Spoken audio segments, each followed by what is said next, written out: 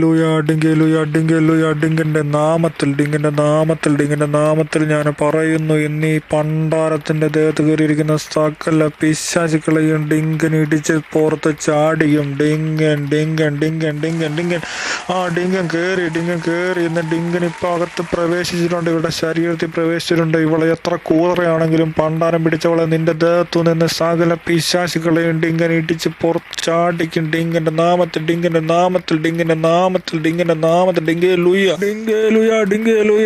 ഇപ്പൊ ഈ പണ്ടാരത്തിന്റെ ശരീരത്തിന്റെ ഉള്ളിൽ പ്രവേശിച്ച് എല്ലാ പിശാചുക്കളെ ഇടിച്ച് കൂമ്പ് വാട്ടി നട്ടലടിച്ചൊടിച്ച് കുത്തി കൊടലുമാല പുറത്തെടുക്കും. ഡിങ്കൻ എല്ലാവരും ഒന്ന് കൈയടിച്ച് പ്രോത്സാഹിപ്പിച്ച് ഡിങ്കന്റെ നാമത്തിൽ ഡിങ്കെ ലൂയ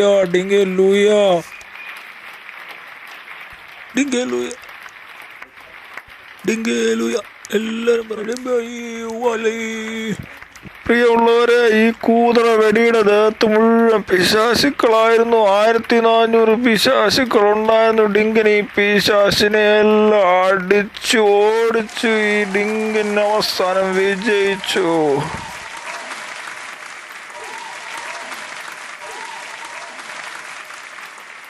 കഴിഞ്ഞ ഓരോ നാളുകളായിട്ട് എനിക്ക് ഇങ്ങനെ ഇരിക്കുന്ന ഇരിപ്പിലൊക്കെ ഇങ്ങനെ കൈകൊണ്ട് കോട്ട കാണിക്കാനൊക്കെ തോന്നുമായിരുന്നു. പക്ഷെ പല ആശുപത്രികളിലും കൊണ്ട് കാണിച്ചപ്പോൾ അവരെനിക്ക് ഭ്രാന്താന്ന് പറഞ്ഞതല്ലാതെ വലിയ ചികിത്സയൊന്നും കിട്ടിയില്ല. പല പ്രാവശ്യം എനിക്ക് അവർ ഷോക്കൊക്കെ അടിച്ചു, പക്ഷെ ഒന്നും ശരിയായില്ല. പക്ഷെ ഇവിടെ വന്ന് പ്രാർത്ഥിച്ചപ്പോൾ ഈ ഡിങ്ക പാസ്റ്റർ എന്നെ തൊട്ട് പ്രാർത്ഥിച്ചപ്പോൾ ഡിങ്കൻ എൻ്റെ ശരീരത്തിനുള്ളിലോട്ട് പ്രവേശിച്ച് സകല ചെകുത്താന്മാരെ ആടിച്ച് നിലംപരിച്ചാക്കിയപ്പോൾ എനിക്ക് ഭയങ്കര സുഖമുണ്ട്. ഞാൻ എന്നും ഡിങ്കിന് സ്തുതിക്കും. ഡിങ്കേ.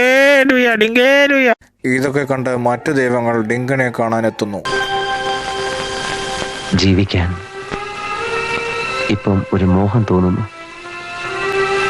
അതുകൊണ്ട് ചോദിക്കുക, എന്നെ കൊല്ലാതിരിക്കാൻ പറ്റുമോ? ഇത് എന്റെ ഏരിയ ആണെന്ന് അറിയില്ലേ?